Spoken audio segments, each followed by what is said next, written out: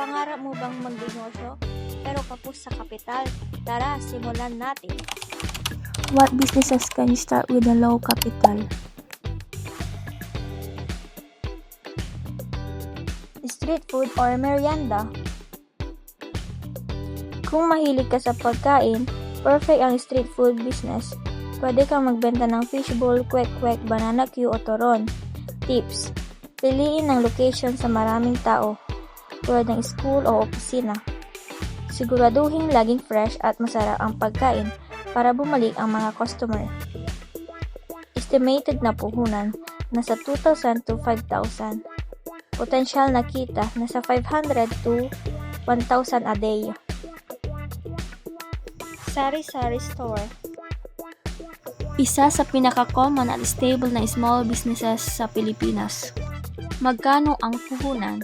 Karaniwan nagsisimula sa 5,000 to 10,000 pesos. Potensyal na kita nasa 300 to 800 pesos per day, depende sa location at dami ng tao. Low GCash, cash in, cash out. Digital na panahon na tayo ngayon, kaya malaking opportunity ang load business at GCash services. Kailangan mo lang ng cellphone at cash in capital.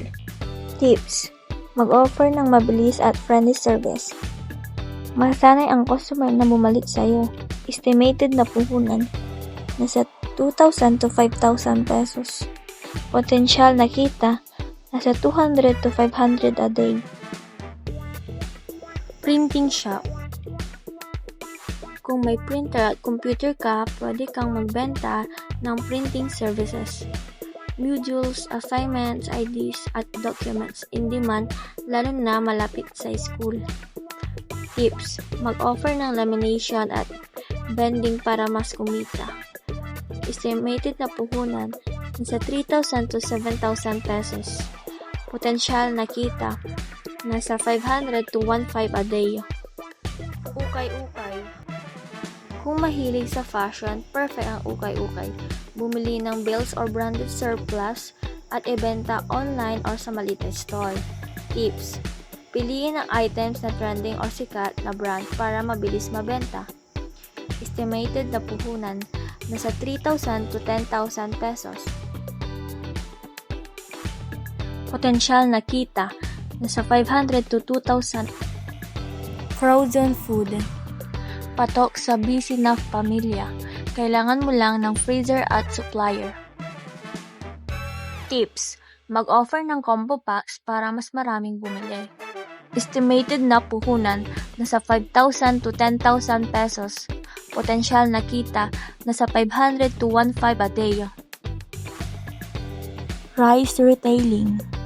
Rice is life. Kahit maliit na bigasan sa barangay, tuloy-tuloy ang benta dahil araw-araw kailangan ang bigas. Tips: siguraduhin malinis ang lugar at tama ang timbang ng bigas.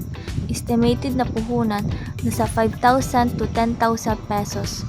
Potensyal na kita, nasa 500 to 1,000 a day. Bilihan ng ulam o lutang bahay meals.